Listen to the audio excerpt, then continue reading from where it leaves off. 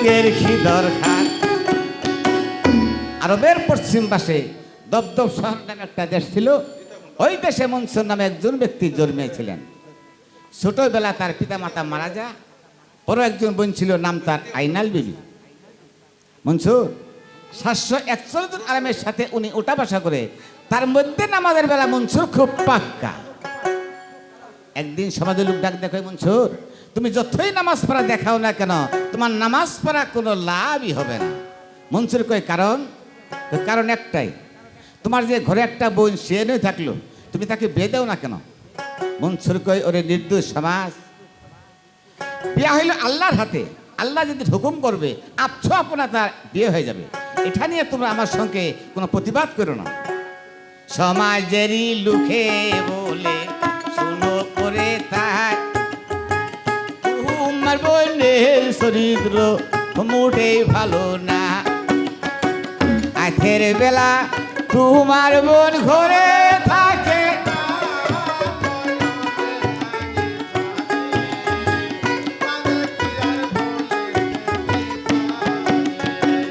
এই কথা শুনে গো মনসুর ছাড়লো চোখের পানি। আমার বোনের ইজ্জত মারবা সহ্য করব না আমি। বড় বোন মায়ের সমান শোনো দেশবাসী, মায়ের মতোই আমার বোনকে ভালোবাসি। চরিত্র কারণে মনসুর প্রতিবাদ করে না।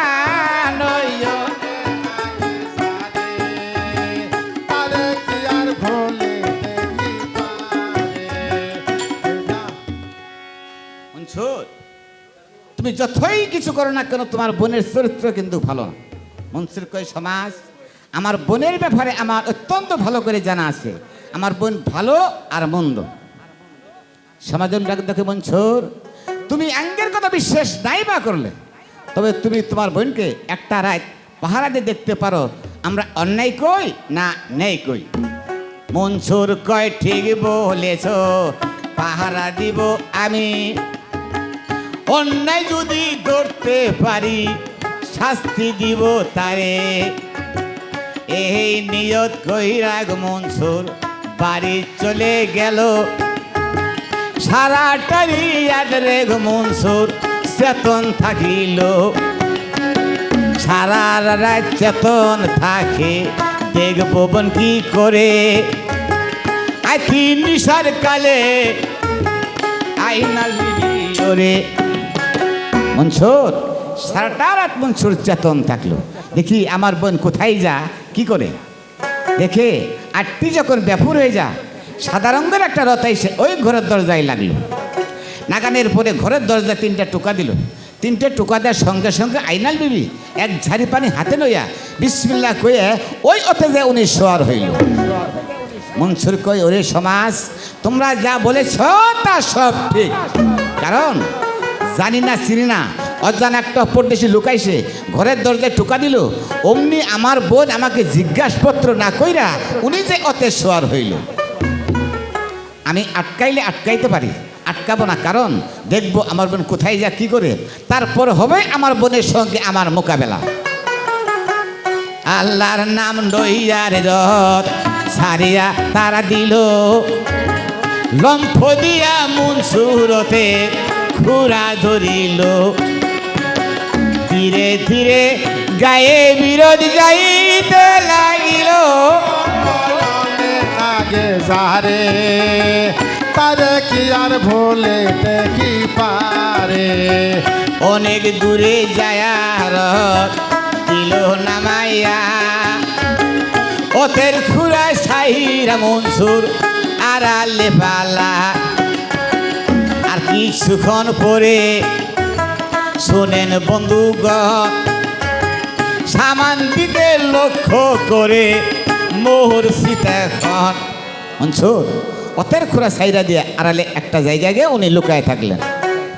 দেখে সামনে একটা জঙ্গল দেখা যাইতেছে, জঙ্গলের মধ্যে অতি সুন্দর একটা মসজিদ দেখা যাইতেছে। ওই মসজিদ থেকে একদল মানুষ দুধের মতো সফেদ কাপড় চোপড় পরা এসে আইনাল বিবিকে ওই রথের থেকে সুন্দর করে সম্মান দিয়ে সালাম করে নামায় নিয়ে গেলেন। যাওয়ার পরে ওদের যে 3টে আসন আছে তার উপরে আসনে ওনাকে বসবার জন্য স্থান দিলেন। আইনাল বিবি ডাক দেখে, বন্ধুরা আমার, সময় সংক্ষেপ, আর দেরি করবেন না, এখন শুরু করেন। গান বাজনা শুরু হইল, শোনেন বন্ধুগণ। আড়াল থেকে মনসুর দেখে মোহনের মতো এই ধরনের হালকা দেখে জীবন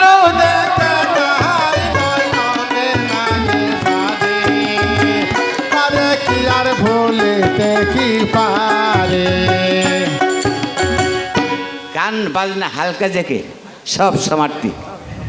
আইনাল বিবি ডাক দেখে, বন্ধুরা আমার, বেহেস্তের তবারক হয়েছে, সবারই দাওয়াত, বেহেস্তের তবারক খেয়ে যাবেন। সবার হাতে হাতে একটা প্লেট দিয়ে আল্লাহর কুদরতে একটা প্লেট বেশি হয়েছে। আইনাল বিবি ডাক দেখে, মনসুর, অনেক কষ্ট স্বীকার করে যখন তুই নির্জন বন আইলি, আড়ালে পালাই থেকে লাভ নাই, এখানে আইসে এক টুকরা বেহেস্তের তবারক তুই খেয়ে যা। মনসুর কর, আমি যে নির্জন বনে আইলাম আল্লাহ ব্যতীত ছাড়া কেউ জানে না, আর আমার বোন টের পাইল কেমনে? ঠিক আছে, আমার বোন যখন টের পাইছে, তাইলে আড়ালে পালাই থেকে লাভ নাই, আমি বোনের সঙ্গে সাক্ষাতে গিয়ে এখন সামিল হইব। আস্তে করে বোনের সঙ্গে গিয়া সাক্ষাতে সামিল হইলেন। একটা প্লেট তবারক আইনাল বিবি মনসুরের হাতে দেওয়ার জন্য প্রস্তুতি নিলেন। ওই সবার সভাপতি ছিলেন বড় পীর আব্দুল কাদের জিলানী রহমাতুল্লাহ আলাইহি। উনি ডাক দেখো, আইনাল বিবি, তোমার এই মাসুম ভাইটাকে একটা প্লেট তবারক তুমি দেও না, কারণ এই তবারকের অত্যন্ত পাওয়ার, সে সহ্য করতে পারবে না। তা না, একটা প্লেট 3টে ভাগ করে 1 ভাগ দেও, তাই তার পক্ষে সম্ভব না। একটা প্লেট 3 ভাগ করে 1 ভাগ তার দিল, বিসমিল্লাহ বলি মনসুর হাতে তুলিল। এক টুকরা তবারক যখন ভিতরে ঢালিল, কলম ফুলে আল্লাহ রঙে একাকার হইল। আল্লাহ রঙে অং মিশায়া ফানা হইয়া গেল।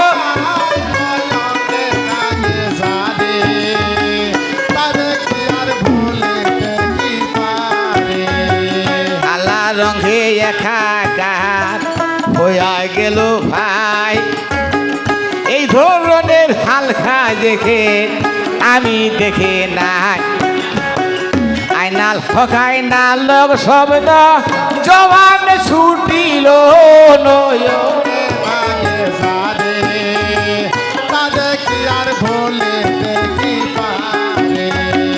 আইনাল হকাই না লোক শব্দ জবান ছুটিল নয়নে।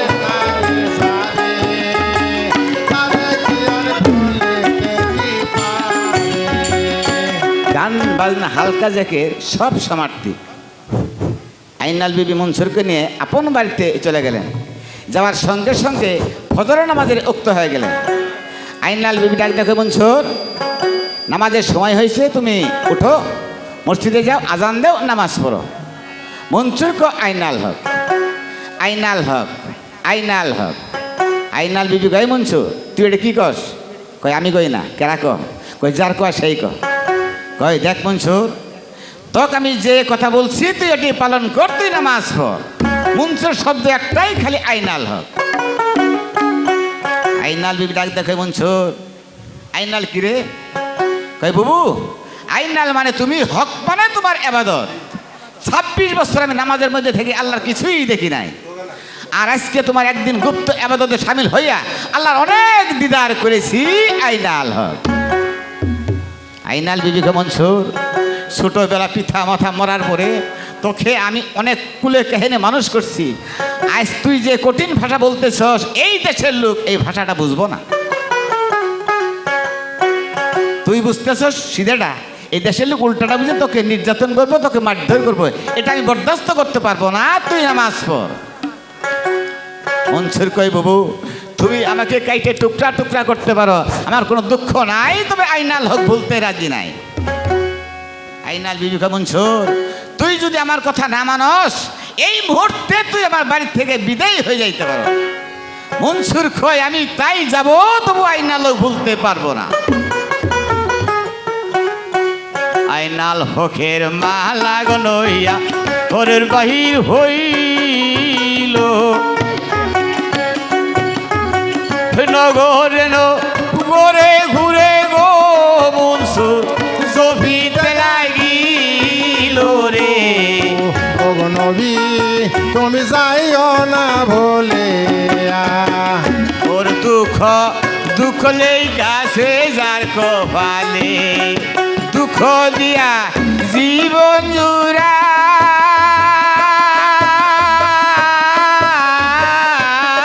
আমি সুখ পাবো কোথায় গো। ও গো দুঃখ দুঃখ নেই কাছে যার কপালে, অনেক দিন ঘুরে মনসুর বলু বুলু ভেজা, এইভাবে ঘুরবো না আমি জংলারি মাজারে। সত্য কথায় যাইয়া গো বলবো আপন বাড়িতে, এই নিয়ত কইরা মনসুর গো ওই দিন আপন বাড়ি চলে গো। ওরে দুঃখ দুঃখ নেই কাছে যার কপালে। মনসুর ওই সত্য কথা যায় বাপের বাড়িতে কমু, আমি কার জন্য ভয় করব? এই জঙ্গলের মধ্যে আমি আর ঘোরাফেরা করব না। এই নেট করে মনসুর বাড়ি থেকে রওনা দিলেন। ওই দেশের একটা বিচারক কাজী সাহেব ছিলেন, ওই কাজের বাড়ি সম্মুখ দিয়ে তার রাস্তা। যাইতেই মনসুর মনে মনে কয় এই বাড়িতে কোথাও যাওয়া আসি করছি, আর অনেক দিন হইলে এই বাড়িতে কোনো যাওয়া আসি নাই। আজকে যখন টাইমে মিলে গেছে, তবে যাওয়ার পথে এই বাড়িতে একটু বেড়াই যাব। ওই দিন ছিল শুক্রবার, কাজী সাহেব কাছে মসজিদের ইমামতি করবা। মনসুর আস্তে করে ওই বাড়িতে গিয়া উঠানে দাঁড়ায় বলতে যে বাড়িতে কে আছেন? এক থেকে তিনটা ডাক দিছে। দেওয়ার পরে কাজের একটা মেয়ে ছিল যুবতী অবিবাহিত, ঘরের দেউরিতে দাঁড়ায় দেখতেছে একটা পাগল দেখা যাইতেছে। পাগলটা অবদ্ধ পাগল, তার চেহারাটা নূরের মতো ভাসতেছে। ডাক দেখো, এ পাগল তুমি কি চাও? কই মা আমার অনেক খিদা পাইছে, আমার কিছু খাইবার দিবা? কয় ঠিক আছে তুমি বসো, আমি তোমাকে খাওয়াইব। এক ঝাড়ি পানি, এক প্লেট খুরমা খেজুর নিয়ে তার সম্মুখে গিয়ে বলতেছে পাগল তুমি এগুলি খেয়ে যাও। মনসুর কই না আমি খুরমা খেজুর খাই না। কই তাইলে টাকা পয়সা নিবা? কই না আমি টাকাও নিব না। আইনাল বিবি ডাক দেখ, কাজীর মেয়ে কয় তুমি খুরমাও খাইবা না, খেজুরও খাইবা না, টাকা পয়সাও নিবা না, তাইলে আমার ভান্ডারে তোমার কোনো খাদ্য নাই, তুমি অন্য বাড়িতে চেষ্টা করো পাগলা। মনসুর কই না আছে, আমার খাদ্য তোমার কাছেই আছে। কাজীর মেয়ে কো নাই। মনসুর কই না আছে। কাজীর মেয়ে কো যদি না থাকে, মনসুর কই না থাকলে দাবি নাই, তবে স্বীকার করো থাকলে দিবা কিনা। কাজীর মেয়ে কো ঠিক আছে, তোমার কোনো খাদ্য যদি আমার কাছে থাকে আমি তোমাকে নিশ্চয়ই খাবার দেব। এইভাবে না, কেমনে? আমার সঙ্গে ওয়াদা করো, অঙ্গীকার করো। ভাই ঠিক আছে আমি তোমার সঙ্গে ওয়াদা করলাম, তোমার কোনো খাদ্য যদি আমার কাছে থাকে তোমাকে আমি নিশ্চয়ই খাবার দেব। মনসুরে কয় থাকলে গো দিবা, ওয়াদা করলে তুমি, তোমার বুকে এক ফুটা দুধ গো দিবা, খাইয়া যাব আমি রে। ওরে দুঃখ দুঃখ নেই কাছে যার কপালে। এই কথা কইয়া গো মনসুর বসিল ডাবিয়া, কথা শুনে কাজীর মেয়ে উঠিল গর্জিয়া। মা তোমার বুকে এক ফোঁটা দুধ দাও, আমি উদ্দর ভরে খেয়ে যাব। এই কথা কওয়ার সঙ্গে সঙ্গে কাজীর মেয়ে বাঘের মতো গর্জন দিয়ে বলতেছে বেমান তুই চিনস আমি কে? আমার বাবা হইল এই দেশের একজন বিচারক কাজী সাহেব, তার ঘরে আমি একজন অবিবাহিত মেয়ে, আর তুই আমার কাছে দুধ খাবার চাস? তোর তো সাহস কম না রে কুত্তার বাচ্চা। মনসুর কয় বেড়ি কথা আছে, থাকলে দিবা, না থাকলে দাবি নাই। না দেও না করো জামুগা, তো বাপ মাও তুলে আমাকে গালি দেও কেন? তবে শোনো, তুমি আমাকে যে গালি দিয়েছ এই গালি প্রতিবাদ করলে করতে পারি, করব না, কারণ তোমার দেউরিতে আমার এই ঝোলাটা সাক্ষী রেখে গেলাম। কোনো দিন যদি আমি ফিরে আসি, এই ঝোলাটা তুমি আমাকে ঠিক মতো বোঝাই দিও, তোমার কাছে আমার থাকলো দাবি। দুঃখ মনে মন ওই পদরিল, পিতা মাথা তুলে কেন গো আমায় এতই গালি দিল রে। ওর দুঃখ দুঃখ নেই কাছে যার কপালে, দুঃখ তাদের জীবন গড়া।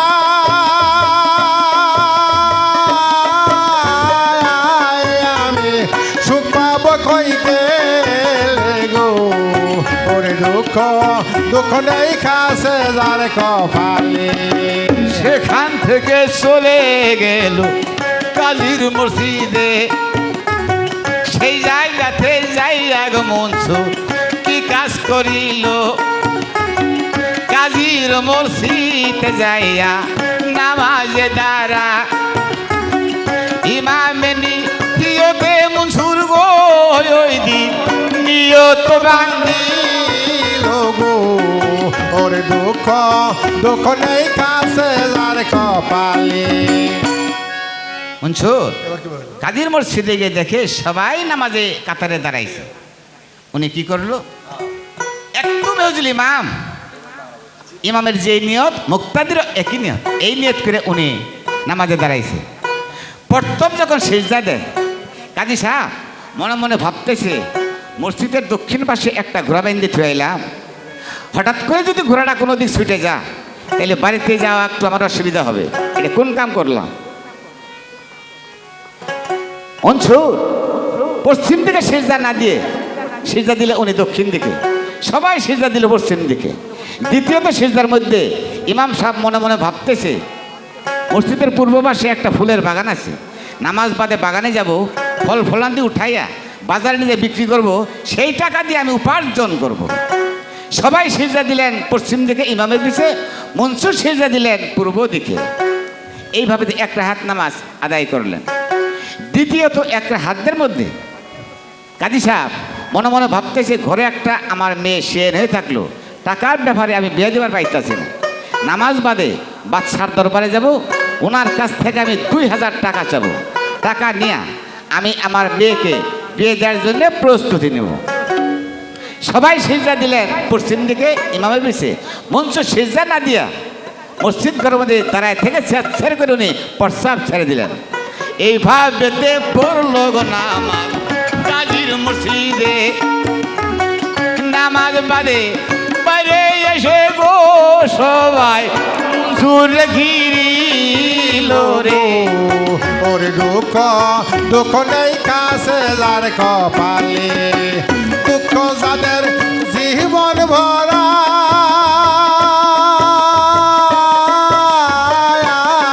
আমি সুখ পাবো কই গেলে গো, ওরে দুঃখ দুঃখ নেই কাছে যার কপালে। মনসুর যখন মসজিদ থেকে দাঁড়া থেকে স্বেচ্ছাকে প্রস্তাব ছেড়ে দিছে, আলেম 700 আলেম আর উপস্থিত ছিল কাজী সাহেব, ওনারা এমন গরম হয়েছে আগুনের চেয়েও বেশি। মসজিদ থেকে বের হইয়া সবাই ওনাকে ধরে গ্রাহ করলে, মনসুর তুই এত বড়ই কাফের হয়েছস, আজকে মসজিদের মধ্যে দাঁড়ায় থেকে প্রস্তাব করে দিলি। মনসুর কয় আমি শরীয়তের এক চুল পরিমাণ কোনো অন্যায় কাজ করি নাই। কই অন্যায় করস নাই? কই না। তর্ক বিতর্ক করতে করতে মনসুর থাপা দিয়ে ধরে বেঁধে ফেলাইলেন, গাছের সাথে বেঁধে 700 আলেম সবাই মনসুরের গায়ে ঢেলান শুরু করে দিলেন। 700 আলেমের মধ্যে একটা আলেমের নাম ছিল মৌলানা শিবলি রহমাতুল্লাহ আলাইহি। সম্পূর্ণ আলেম মনসুরের গায়ে ঢেলাইল, এই মৌলানা শিবলি একটা ঢেলও দিল না। আলেমেরা যে বাদী হইলেন, হুজুর আমরা সবাই মনসুরের গায়ে ঢেল দিলাম, আপনি ঢেল দিলেন না, কারণটা কি? কারণ আমি বলতেও পারবো না, মনসুরের গায়ে আমি ঢেলও দিতে পারবো না। আলেমেরা কয় না, আঙ্গের সাথে যদি আপনি উঠাবাটা থাকে তাইলে কিন্তু ঢেল দিতে হবে, আমরা কিন্তু ছাড়বো না। ওই মৌলানা শিবলি রহমাতুল্লাহ ডাক দেখে, বন্ধুরা আমার, আমি মনসুরের গায়ে সেই একটা ঢেল দিব, তবে পাথর দিয়া না, কি দিয়া? একটা ফুলের সাহায্যে ঢেল দিব, তবু ঢেল দিতে হবে। এই কথা কই যে মৌলানা কি কাজ করিল, আস্তে আস্তে বাগানেতে এইবার চলিল শুভ নামে একটি কান্দিয়ে ছিড়িল মনসুরেরই সম্মুখে আইসা এইবার দাঁড়াইল চোখের দিকে ছাইয়ার ছিটাইয়া যে দিল শিকল ছিঁড়ে শিকার দিয়া গো মনসুর জমিন পড়িল রে ওরে দুঃখ দুঃখ নেই কাছে যার কপালে শিকল ছিঁড়ে শিকার দিয়া গো মনসুর জমিন পড়িল গো ওরে দুঃখ দুঃখ নেই কাছে যার কপালে মনসুর ফুলের ঢেল খায়া শিকল ছিঁড়ে চিৎকার দিয়ে মাটিতে পড়ে গরিব পাড়াকে কান্দান শুরু করে দিয়েছে আলেমেরা যায় কই মনসুর তোর কোনো কারণ বুঝলাম না পাথর দিয়ে ঢেলাইলাম খিলখিল করে হাসলি আর সামান্য ফুলের ঢেল খায় শিকল ছিঁড়ে মাটিতে পড়ে গরিব পাড়ে কান্দাসুর ব্যাপারটা কি মনসুর কই ওরে নির্দোষ সমাজ তোরা হলি অবুজ তোরা আমার ব্যাপারে কিছুই জানোস না যেই ব্যক্তি আমার একটা ঢেল দিছে ফুল দিয়া ওই হল আমার জাকের ভাই আমার ঘটনা সবই জানে সবই বুঝে বুঝাও কেন দিল রে দুঃখ বুঝতে পারি না অবুজের পাথরের আঘাত মিঠা লাগে ভাই ভাই হইয়া দিল দুঃখ গো আমি ভুলিব কে বলে গো ওরে দুঃখ দুঃখ নেই কাছে যার কপালে দুঃখ দিয়া জীবন জুড়া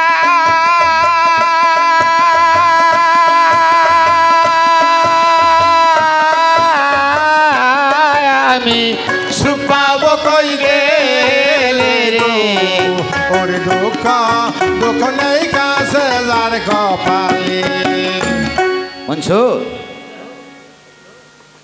এখন কোন কর্ম করতেছে এই যে 700 আলেম কাজী সাহেব এত অন্যায় অত্যাচার মনসুরের গায়ে করতেছে তবু ওদের স্বাদ মিটে না বাদশার দরবারে যে বিষয়টি যে হুজুর মনসুর যে কাফের হয়েছে মসজিদের মধ্যে দাঁড়ায় থেকে উনি স্বেচ্ছার করে প্রস্তাব ছেড়ে দিল আমরা যতই বিচার করে থাকি এই বিচার আমরা মানবো না মনসুরের গায়ে পৃথিবীতে বেঁচে রাখবো না ওকে আমরা কাতেল করবো বাদশা কই ঠিক আছে আপনাদের যে মত আমারও একই মত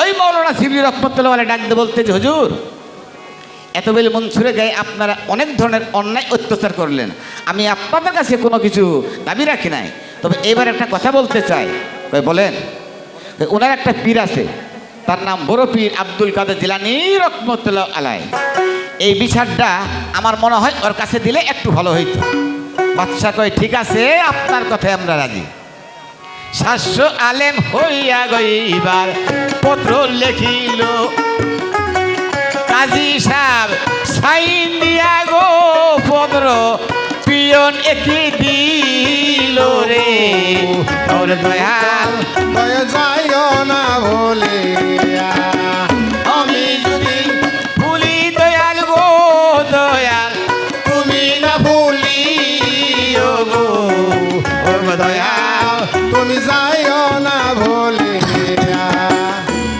700 আলেম কাজী সহ এমন সুন্দর করে সাইন লিখছে হুজুর আপনার মুরিদ মনসুর এমন শরীয়তে অন্যায় করছে তাকে আমরা দুনিয়াতে বাইসে রাখবো না ওকে আমরা কাতেল করবো এটাই সিদ্ধান্ত নিছি এই পত্রটা লেখা একটা পিয়নের কাছে দিয়ে দিলেন পিয়ন আস্তে করে ঘোড়া ছেড়ে যাইতাছে ঘোড়া ছেড়ে যাই রে পিয়ন পীরের বাড়িতে ওই রাস্তায় ধাইরে আছে মনসুর বান্দা তবে বান্দা হার দিয়া মনসুর গো ওই দিন পিয়ন ডাকিল রে ওরে দুঃখ দুঃখ নেই কাছে যার কপালে আই পিয়ন তুমি কোথায় যাও তো যাই তুমি তোমার পীরের কাছে তোমার বিচার চাইতে কই ভাই তুমি আমার হইয়া আমার পীরের কাছে একটা কথা বলবা কই কি কই আমার পীরের কাছে বলবা যে আপনার মুরিদ মনসুর আজকে আলেমের কাছে আটকা পড়ে গেছে আপনার কাছে একটু দোয়া চাইছে কই ঠিক আছে আমি তোমার খবরটা পৌঁছাবো। খবর লইয়া ওর প্রিয় ঘোড়া সাইরা দিল, আস্তে করে পীরের বাড়ি দয়া পৌঁছিল। আলে মেরি পত্র এবার গো দেখে পীরের কাছে দিল রে। ওরে দুঃখ দুঃখ নেই কাছে যার কপালে। আস্তে করে পত্রটা নিয়ে ওই পীরের কাছে দিয়ে দিচ্ছে। পীর পত্রটা নিয়ে সামনে দেখে 700 আলেম আর ইমাম সহ বাদশাহ উপস্থিত, যে নিয়ত করছে তাতে এই নিয়ত আমি অমান্য করতে পারবো না। ওনাদের যে মত আমারও একই মত। উনি নিজ দিয়ে একটা সাইন দিয়ে দিলেন। যখন উনি নিজে সাইন দিয়ে দিলেন, এই পিয়ন 2 চক্ষের পানি অধরে ছাড়লো। হাই খুদা, বিপদ আপদের কারণে মানুষ পীর মুর্শিদ ধরে, আর আজকে মনসুরের বিপদকালে পীর তার পিছন ছেড়ে দিল। এই কাগজটা বাদশার দরবারে পৌঁছার সঙ্গে সঙ্গে কি হবে তা মনসুর জানে, আর উপরে আল্লাহই ভালো জানে। এই বুলিয়াই ওর প্রিয় বুড়া ছেড়া দিল, পিয়ন এইবার যাইয়া উপস্থিত হইল। দেখো দিয়া কথা মনসুর বলিল, শুনো শুনো মনসুর ভাই, বলি যে তোমার পীর কইলা দিছে গো, তোমার দুইলে সেটাই হবে গো। ওরে দয়াল তুমি যাইও না ভুলে। হাই পিয়ন, আমার খবরটা তুমি আনছো? কই হ্যাঁ, তোমার পীরে যা বলে দিছে তাতে তোমার দুনিয়া ছেড়ে চিরবিদায় হয়ে যাওয়ার জন্যই এই কথাই বলে দিছে। মনসুর খুদা, পীরের হাতে মুরিদের যে বিচার এটি আমার সার্থগণ। ঠিক আছে, এইভাবে ওর প্রিয় দরবারে চলিল। সবার হাতে ওই চিঠি বাসার কাছে দিল। চিঠি পরে বাসায় এবার গো সবার ডাক দিয়া বলিল রে। ওরে দয়াল তুমি যাইও না ভুলে। চিঠি পড়ার সঙ্গে সঙ্গে কই বড় পীর আব্দুল কাদের জিলানী রহমতুল্লাহ আলাইহি উনিও যখন আঙ্গের সাথেই এক সমার্থিক, তাইলে আর বিলম্ব করবেন না, এই মুহূর্তে মনসুরে গানের আমার দরবারে। মনসুরের কাছ থেকে বান্দা থেকে এই দরবারে হাজির করলেন। হাজির করার পরে বাচ্চা ডাক দেখো, মনসুর তোমাকে আমরা কাতেল করার জন্য সিদ্ধান্ত নিছি, তোমার খাইবার বলবার দেখবার কোনো স্বাদ আছে? মনসুর কয় হুজুর, আমার খাওয়ার কোনো স্বাদ নাই, দেহারও কোনো স্বাদ নাই, তবে 2টা কথা বলার ইচ্ছা আছে, যদি অনুমতি করেন তাইলে আমি বলতে পারি। কয় ঠিক আছে, আমি তোমাকে অনুমতি দিলাম, তুমি বলতে পারো। কয় হুজুর, আপনারা যারা মুসলমান ধর্মের সবচাইতে কাকে বিশ্বাস করেন? কয় কোরআন শরীফ। কয় হুজুর, এক ঝেল কোরআন শরীফ আপনি আমাকে দিতে পারেন? কয় হ্যাঁ। এক ঝেল কোরআন শরীফ নিয়ে মনসুরের কাছে দিয়ে দিলেন। বাদশার সম্মুখে যে টেবিলটা থাকে, কোরআন শরীফটা সুন্দর করে টেবিলে রেখে দিলেন। দিয়ে বলতেছে, আচ্ছা আপনার আমাকে কি জন্য মারতে চান? কাজী লাভ দিয়ে উঠে মনসুর, তো কি জন্য মারতে চাস তুই জানোস না? কই না, আমি এক চুল পরিমাণ শরীয়তের কোনো অন্যায় কাজ করি নাই। বিশ্বাস না হয় আপনি কোরআনে হাত রেখে বলেন। কোরআনে হাত রাখে না। মনসুর বাদশার দিকে লক্ষ্য করে, হুজুর আপনি কাজী সাহেবকে বলেন এই কোরআনের হাত রেখে নামাজের মধ্যে যাহা করেছি তাহা সত্য বলিব, যদি আমি মিথ্যে কথা কই হাসরের মাঠে রাসূলের কাছে আমি আটকা থাকবো। কাজী সাহেব উঠে না। বাচ্চাটা দেখো, কাজী সাহেব উঠেন না কেন? ধমক খাইয়া উঠলো গো যাইয়া ওই কোরআনে হাত। নামাজেতে যা কইরাছি গো আমি সত্য বলিব গো। ওরে দয়াল তুমি যাইও না ভুলে। সুরের সুরের ভাই বন্ধুরা, সুরের সমস্যা, মূল সুরের প্রেম কাহিনী শুরু হয়েই বা। নামাজেতে যা গুণা কইরাছি গো আমি সত্য সত্য বলি গো ওরে দয়াল তুমি যাইও না বলে কোরআনে হাত রেখে বলতেছে নামাজের মধ্যে যাহা করেছি তাহা সত্য বলিব, যদি আমি মিথ্যে কথা কই হাসরে মাঠে রাসূলের কাছে আমি আটকা থাকবো। মঞ্চ ডাকতে কয় তাইলে আমাকে মারতে চান, কারণ ব্যাপারটা কি? কয় মসজিদের মধ্যে সবাই সিজদা দিল পশ্চিম দিকে, তুই সিজদা দিলি দক্ষিণ দিকে, ব্যাপারটা কি? ও সেই কথা। কয় হ্যাঁ। হাজী সাহেব কোরআনে হাত রাখছেন, মিথ্যা কথা বলবেন না। ওই সেজদার মধ্যে মনে মনে এই কথা কর নাই যে মসজিদের দক্ষিণ পাশে ঘোড়া বান্ধি থইলাম, ঘোড়ার দিক কোনো দিক ছুটেই যা, ছুটে গেলে বাড়িতে যাওয়া একটু অসুবিধা হবে, কর নাই? কইছি। তাইলে আমার অপরাধ কোথায়? এক যেহেতু ইমামের যেই নিয়ত মুক্তাদের একই নিয়ত। আপনার নিয়ত হইল দক্ষিণ দিকে ঘোরার মধ্যে, আমি পশ্চিম থেকে সিজদা দিয়ে আল্লাহর কাছে কি দায় ঠেকু? এইভাবে বুঝাইয়া গো দিল শুনেন বন্ধুগণ, পূর্ব দিকে সিজদা গো দিলা কিসের কারণ? তুমি পূর্ব দিকে সিজদা দিলে কেন? কই কাজী সাহেব মিথ্যা কথা কবেন না, কোরআনে হাত রাখছেন। ওই সিজদার মধ্যে মনে মনে এই কথা কর নাই যে মসজিদের পূর্ব পাশে ফুলের একটা বাগান আছে, নামাজ বাদে বাগানে যাব, ফল ফলান্তি উঠাইব, বাজারে নিজে বিক্রি করব, সেই টাকা দিয়ে আমি উপার্জন করবো, কর নাই? বলে কইছি। কই তাহলে আমার অপরাধ কি? আপনার নিয়ে হইল মসজিদের পূর্ব দিকে, আমি পশ্চিম থেকে সিজদা দিয়ে আল্লাহর কাছে দায় ঠেকবো। এইভাবে বুঝাইয়া গো দিল শুনেন বন্ধুগণ, প্রস্তাব করে দিলাম গো তুমি কিসার কারণে গো ওরে দয়াল তুমি যাইও না বলে আচ্ছা তুমি প্রস্তাব করে দিলে কেন? কই দেখেন কোরআনে হাত রাখছেন, মিথ্যা কথা কবেন না। ওই সিজদার মধ্যে মনে মনে এই কথা কর নাই ঘরে একটা মেয়ে সে এনে থাকলো, টাকার জন্য আমি বিয়া দেওয়ার পাইতেছি না, নামাজ বাদে বাদশার দরবারে যাব, ওনার কাছ থেকে আমি 2000 টাকা নেব, টাকা নিয়ে আমি আমার মেয়েকে বিয়ে দেওয়ার জন্য প্রস্তুতি নেব, বলেন নাই? বলে কইছি। কই আপনি যে আল্লাহকে সচরাচর পূজা করেন ওই আল্লাহকে আমি পূজা করি না, ওই আল্লাহকে আমি সচরাচর প্রস্তাব করে দিই। বিশ্বাস না হয় আমার পায়ের নিচে খুঁজে দেখতে পারেন, আপনার দুইটা আল্লাহ আমার পায়ের নিচে আছে। বাচ্চা হুকুম করলো, ওর পায়ের নিচে খুঁড়ে দেখো, পায়ের নিচে খুঁড়ে দেহে 2000 টাকা পাওয়া গেল। কই টাকা কই? কই এটাই কাজী সাহেবের আল্লাহ, আমি ওই আল্লাহকে সিজদা করি না, ওই আল্লাহকে আমি সচরাচর প্রস্তাব করে দিই। এইভাবে বুঝাইয়া গো দিল শুনেন বন্ধুগণ, আই দিল না গো আমার মনসুরকে তো ঘন গো ওরে দয়াল তুমি যাইও না বলে সবাই মিলে মনসুরে মাটিতে ফেলিল।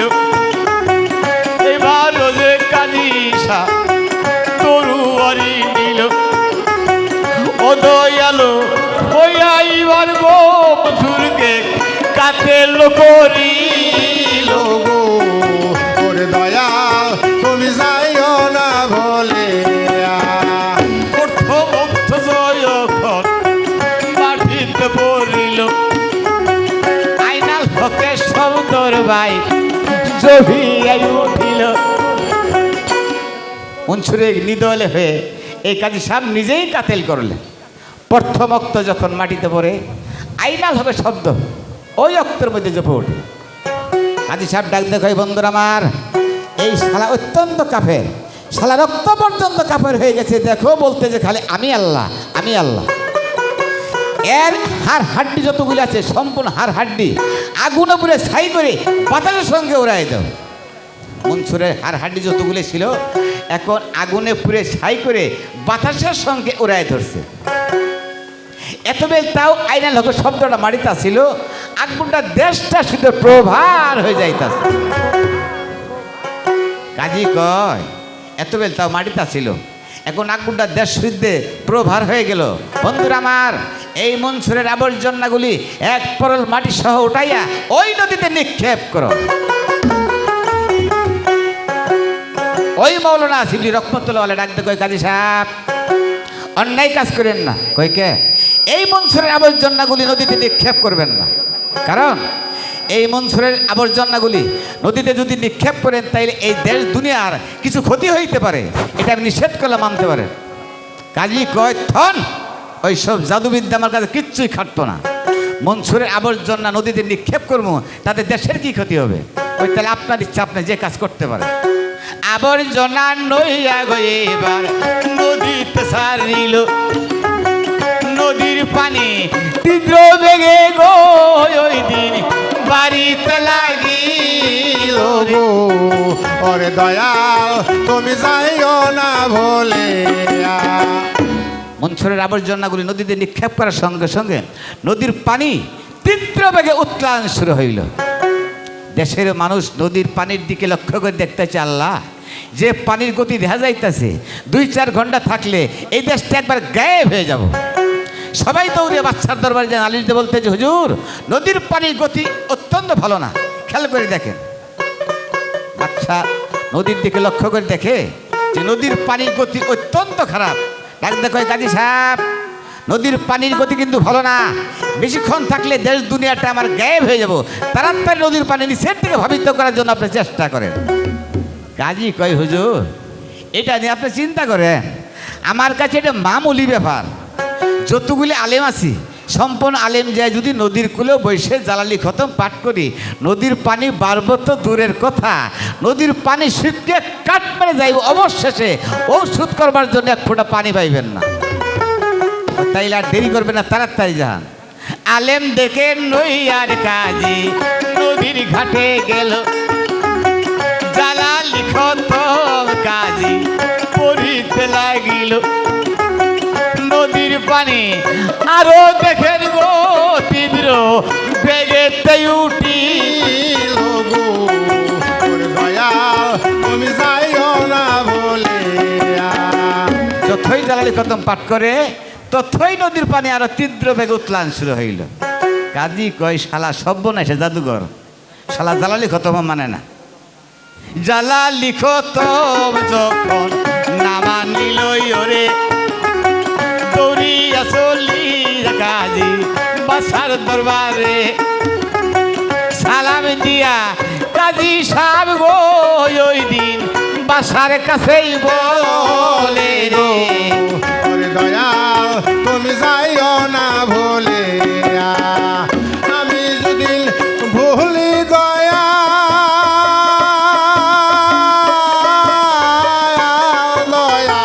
তুমি না ভুলি গো।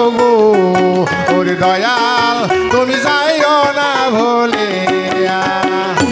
চাই বলতে যে হুজুর আমার যত বড় চেষ্টা ছিল আমি এক চুল পরিমাণ কোনো ত্রুটি রাখি নাই, আমার পক্ষে নদীর পানি নিচের দিকে ভাবিত করার আর সম্ভব না। বাচ্চা কয় কাজী সাহেব আমি তা জানতে চাই না, জানতে চাই নদীর পানি নিচের দিকে ভাবিত করা। কয় হুজুর আমাকে আপনি কাইটে টুকরা টুকরা করতে পারেন, আমার কোনো দুঃখ নাই, তো বাবার কোনো সাধ্য নাই নদীর পানি নিচের দিকে ভাবিত করা। কয় দেখেন ওই মৌলানা শিবলি রহমতুল্লাহ আলাইহি উনি নিষেধ করছিলেন এই আবর্জনা নদীতে নিক্ষেপ করার জন্য, তাড়াতাড়ি ওনাকে ডাকে। ওনাকে ধরে নিয়া বাদশার দরবারে গিয়ে হাজির।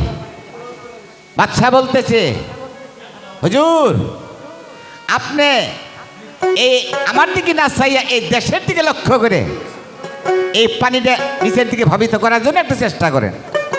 মৌলানা শিবলি রহমতুল্লাহ আলাইহি ডাকতে কয় হুজুর এই পানি নিচের দিকে ভাবিত করা মন্ত্র একটাই, সেটা হলো আপনার বিচারক কাজী সাহেব। ওই কেমনে? এই ওনাকে বলেন সোনামে একটা বোতল আছে, ওই বোতলটা নিয়ে ওই নদীর কূলে বসে যেখানে এই আবর্জনা নদী নিক্ষেপ করছে সেখানে বসে বিসমিল্লাহ কয়ে 3 চোল পানি যদি বোতলের মধ্যে তুলে বোতলটা শক্ত করে মুখ বন্ধ করতে পারে তাইলে নদীর পানি নিচের দিকে যাবে, নচেত নাই। বাদশা বলে ও কাজী জাহান তাড়াতাড়ি বোতলে ভাইয়া পানি গো আপনি গান বন্ধ করে গো। ওরে দয়াল তুমি যাইও না ভুলে। খবর শুনে কাজী সাহেব কত বোতল হাতে নিল, সেখানেতে আবর্জনা লিখে বসিল। সেই ঘাটে বসি কাজী বোতল পারিল, বিসমিল্লাহ বলিয়া পানি বোতলে তুলিল। বোতলেরই কষি বাই শক্ত করিল, নদীর পানি নিচের দিকে গো ওই দিন ভাবিতে লাগিল গো ওরে দয়াল তুমি যাইও না ভুলে। বোতলের মধ্যে 3 চুল পানি বিসমিল্লাহ করে তুলে যখন শক্ত করে মুখটা বন্ধ করছে, আস্তে করে নদীর পানি নিচের দিকে ভাবিত হয়েছে। কাজী কয় তোমার জাদুবিদ্যা সব শেষ, আর পানি বাড়তে পারবে না। বোতলটা যে হাতে নইয়া কি কাজ করিল, আস্তে করে কাজী সাহেব বাড়িতে গেল। ঘরের মধ্যে ওই বোতল লুকাইয়া রাখিল। দুরান্তর শুধু এবার গো কাজী ঘুরিতে লাগিল রে। ওরে দয়াল তুমি যাইও না ভুলে। বোতলটা নিয়া উনি আনন্দ করে বাড়িতে গিয়া বোতলটা এমন জায়গায় সুন্দর করে লুকায় রাখছে। রাখার পরে দেশ দেশ দূরান্তর সিদ্ধে উনি ভ্রমণ করে বেড়াইতেছে।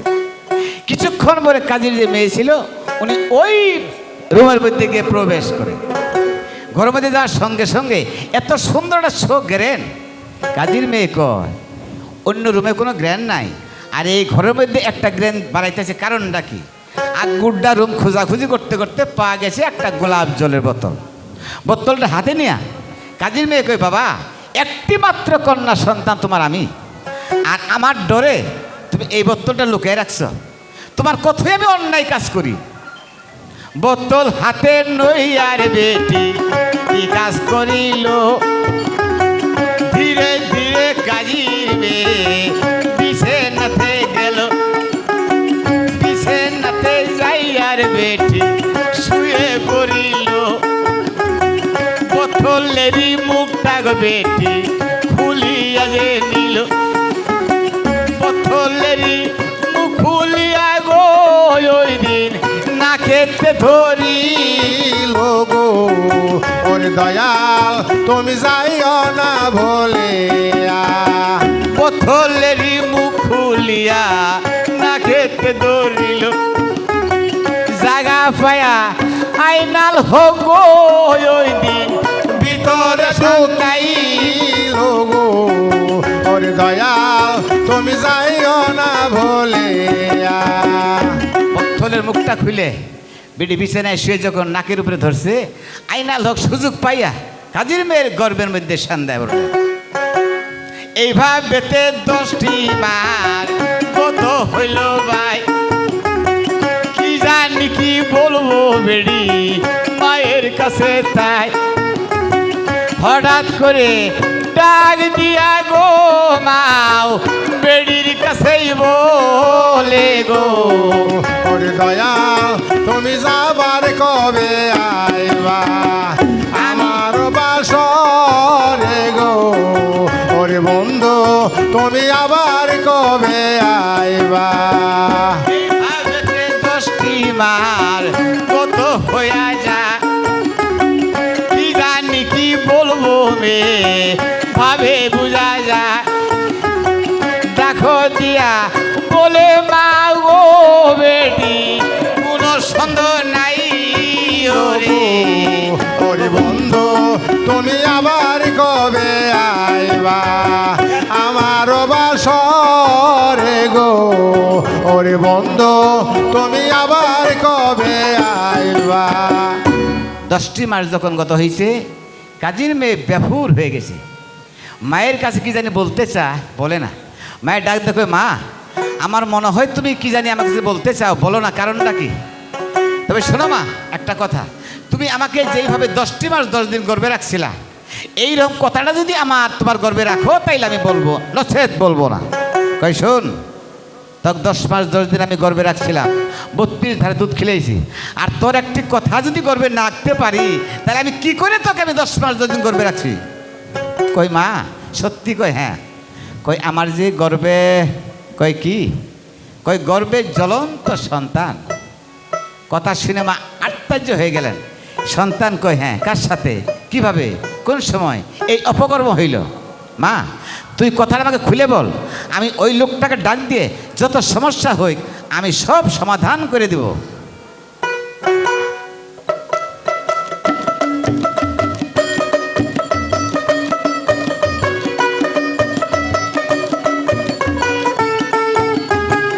আল্লাহ তোমার আজব নীলা রে, বুঝিতে না পারি, কাউরে হাসাও কাউরে কান্দাও, কে হইতে সন্তরি রে।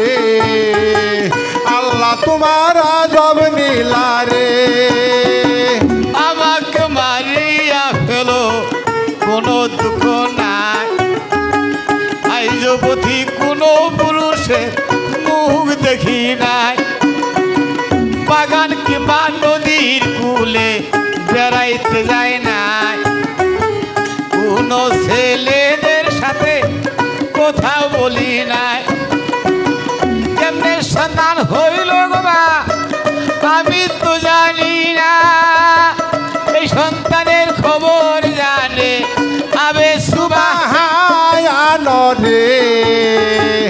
আল্লাহ তোমার আজব নীলা রে। এইভাবে 10 মাস 10 দিন গত হইয়া যা, হঠাৎ করে কাজী সাহেব বাড়ির দিকে যায়।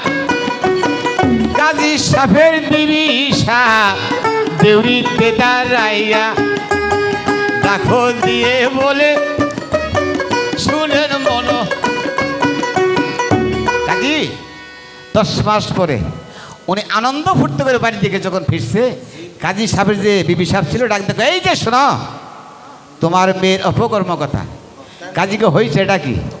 কই যদি শুনবার চাও তাহলে পাঞ্জাবি লেবাস আগে খোহাও তারপরে কই। কাজী কর হয়েছে এটা কিন্তু বলবা তো? কই তোমার মেয়ের যে গর্বে জ্বলন্ত সন্তান। কাজী থমক দিয়ে বলতেছে, আমার মেয়ের গর্বে জ্বলন্ত সন্তান, তাতে তোমার কি? তোমার কি? তবে শোনো, এই দুষ্ট মেয়েকে আজ হইতে একটা অন্ধকার কোটার ভিতরে বন্ধ করে রাখবা। মানুষ তো দূরের কথা, আকাশের চন্দ্র যেন তার রূপছরত তা দেখতে পারে, এই কথা যেন আমার কাজ হয়।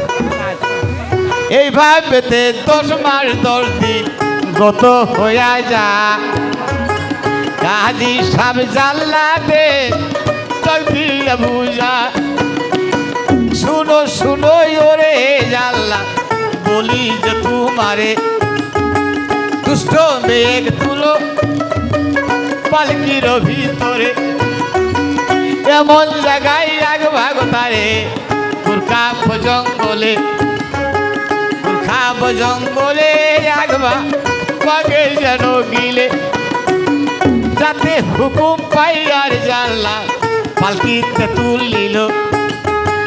কুরকাব জঙ্গলে গিয়া কোনো বসে দিল, দুই চোখের পানির বেড়ি ধরে সারিল, কঠিন বিপদের কালে গো এখানে গেল রে। আল্লাহ তোমার আজব নীলা রে। দেশ বিদেশে ঘুরি আমার কোথায় জুগাইয়া দেও হাক্কি বাবা তুমি রে। আল্লাহ তোমার আজব নীলা রে। আগে ছিলাম আমি ফজল বাপের মস্তকে, এর পরে আইলাম চলে মায়ের উত্তরে, 10 মাস থাকিলাম আমি মায়েরই গর্বে, কত দুঃখ দিছি আমি মায়ের কলিজায়, আমার ছবি দেখে গো মা দুঃখ যায় ভুলিয়া, আর ছবি দেখে আম্মা গো দুঃখ যায় ভুলিয়া রে। আল্লাহ তোমার আজব নীলা রে তাতে কাজী এইবার শোনেন সমস্যা চোখের পানি সারে বেটি জংলারি বাজার তুমি আল্লাহ তুমি খুদা তুমি পড়ুয়া বিপদেরই কালে কেহই নাই আমার নারীতে জীবনেই প্রথম এটাই বিপদ তবে এই বিপদের কায়ালে আমার কেহই না তার সাথে রে আল্লাহ তোমার আজব নীলা রে এডির কান্দন শুনের আল্লাহ মেহেরবানি হইল রাখো দিয়ে জিব্রাইলে বলিতে লাগিল শুনো শুনো জিব্রাইল যাও জংলাতে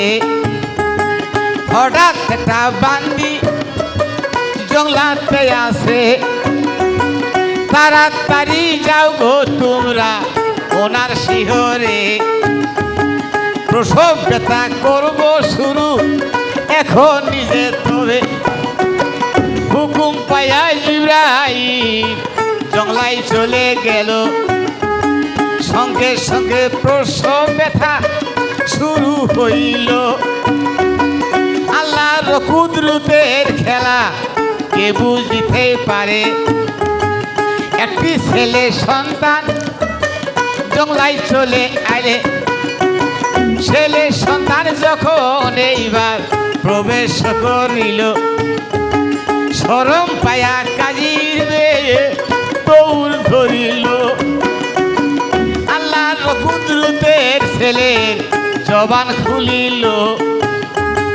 দেখো দিয়ে পিছন থেকে ডাকো দিল শুনো শুনো পানের মা তাই দেখো না শেষবারের মতো দুধ আমায় দিলে না দুষ্ট নারী কি করিল শুনে সমস্যা দৌড় পেরে চইলা গেল বাবের ভান্ডার আল্লাহ তোমার আজব নীলা রে একটি ছেলে সন্তান যখন জঙ্গলার মধ্যে প্রবেশ করে শরম পাইয়া কাজীর মেয়ে একটা দৌড় দিছে ওনার বাড়ির দিকে আল্লাহর কুদরতের ছেলের জবানটা খুলে গেলেন ডাকতে কই মা তুমি আমাকে লালন পালন নাই বা করলে তো শেষবারের মতো তুমি আমাকে এক ফোঁটা দুধ দিয়ে যাও দুধ না দিয়া পিছন দিকে ফিরে দেখে না যে একটা মানুষ জন্ম দিলাম না একটা পশুপঙ্খী জন্ম দিলাম এই খেয়াল না করে এক চুটে দৌড়ে গেলেন বাচ্চা ওনার বাপের কাছে কাজী মেয়ের দিকে লক্ষ্য করে দেখে মেয়ে আগে আসছিল টেমনা টেমনে এখন তো নেভাবোধা সমান দেখতেছি ডাকতে কই বিবি দেখো যে একটা সমস্যা ছিল তোমাদের মহিলাদের কাছে যদি এই সমস্যা থাকতো তাইলে দেশটা শুধু প্রভাব হয়ে যাইতো দেখো আমি গোপনে সব কাজ আমি সমাধান করলাম আমি কই না কাজী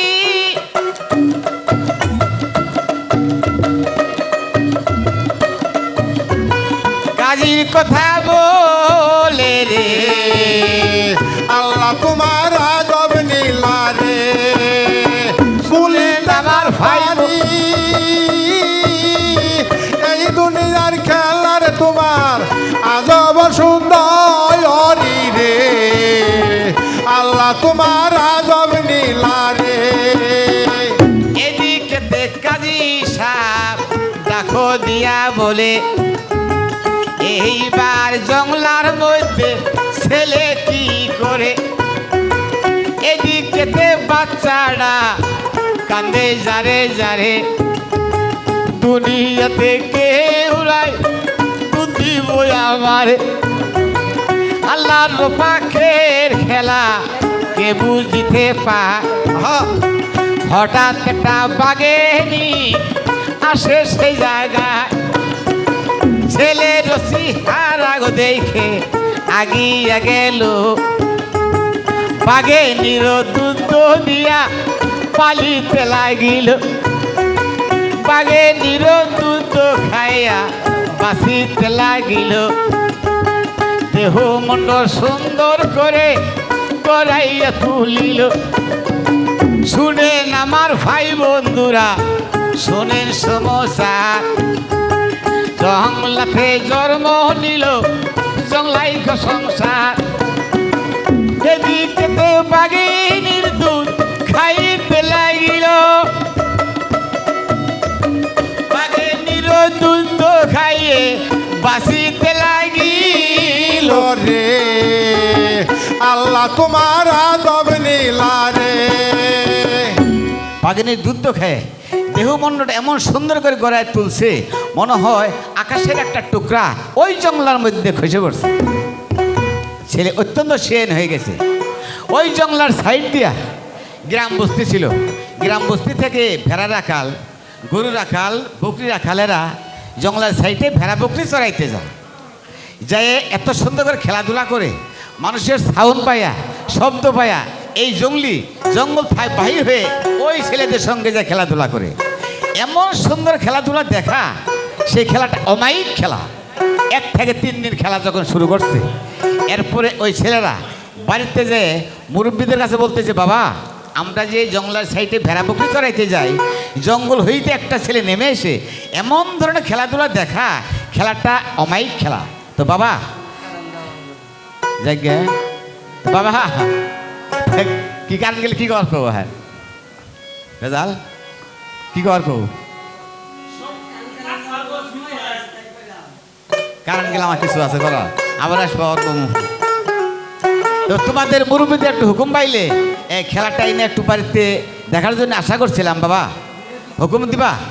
কই বাবা রে, এটা কাজী সাপের দেশ, কাজী সাপের হুকুম ছাড়া খেলাধুলা গান বাজনা কিছুই চলে না। তো তাইলে একটু যাও কাজী সাপের কাছে অনুমতি দেন। কি করবো? কয়েকজন গণ্যমান্য মাথাপরগণ চলে গেলেন কাজী সাহেবের কাছে, যা বলতে যে হুজুর আমাদের আকাল ছেলেরা এই জঙ্গলের সাইডে ভেড়া বকরি চড়াইতে যায়, জঙ্গল হইতে একটা ছেলে নেমে আসে, এমন ধরনের খেলাধুলা দেখা, খেলাটা অমায়িক খেলা। তবে আপনার কাছে আইলাম একটু অনুমতি লেগে খেলাটা এনে একটু বাড়িতে দেখবো। কাজী কই না, নাউজুবিল্লাহ, এটা শরীয়তের দেশ, খেলাধুলা গান বাজনা চলবে না। যেখানে খেলাধুলা চলে সেই দেশটা হারাম বা মুকরুম হয়ে যায়। সেখানে হুকুম না পাইয়া উনি চলে গেলেন বাদশার দরবারে, যে বলতে যে হুজুর আমাদের আকাল ছেলেরা জঙ্গলের সাইডে ভেড়া বকরি চড়াইতে যায়, জঙ্গল হইতে একটা ছেলে নেমে এসে এমন ধরনের খেলাধুলা দেখায়, খেলাটা অমায়িক খেলা। তবে কাজের কাছে চাইলাম একটু অনুমতির লেগে, উনি অনুমতি দিলেন তো দূরের কথা, হারাম বা মুকরুম বলে উনি ঘোষণা করলো, খেলার অনুমতি দিলেন না। হুজুর দুঃখতে আমরা খেলাটা দেখতে পারলাম না। খেলার বিষয় বৃত্তান্ত শুনে বাদশা বলতেছে, তাই নাকি? কয় হ্যাঁ, এই ধরনের খেলাধুলা কেউ করে না। কই না? কইলে তাইলে এই খেলা দেখার জন্য আমিও আগ্রহীত। খেলা হবে আমার বাড়িতে আগামী বুধবার। কাজী সাহেবকে আমি ডাক দিয়ে বুঝামুনি, হারাম বা মুকরুম যত হবে সব আমি দেখবো। খেলার হুকুম পাইয়া তারা আপন বাড়ি গেল, ছেলেদের কাছেই তারিখ পৌঁছাইয়া দিল। আগামী বুধবারের খেলা বাদশার দরবারে, ঠিক টাইমে যাইয়া খবর দিলাম ওরে, জঙ্গলি বলে যাও গো তোমরা আমার ডাইকো না, সময় মতেই আমি যাব, এই তো হইব না রে, আল্লাহ তোমার আদব নীলা রে। সামান্যতে বুধবার তারিখ আসা গেছে ভাই, জঙ্গল হইতে জঙ্গলির ছেলে বাহির হইল তাই। এদিকেতেই দেশের লোক সকল মিলিয়া বাদশার দরবারে গেল খেলা দেখিবার। এদিকেতে জঙ্গলির ছেলে পাহাড় ছেড়ে যা, রাস্তার মধ্যে একটা হিন্দু খেতে হালবা, সেখানেতে যাই আর জঙ্গলি কি কাজ করিল, হাল বইতাছে হিন্দু লক্ষ্য করিল। কারণ জলি একবার যখন দৃষ্টি করিল, ওই হাইলের গরু জুরা পরে মরা গেল রে,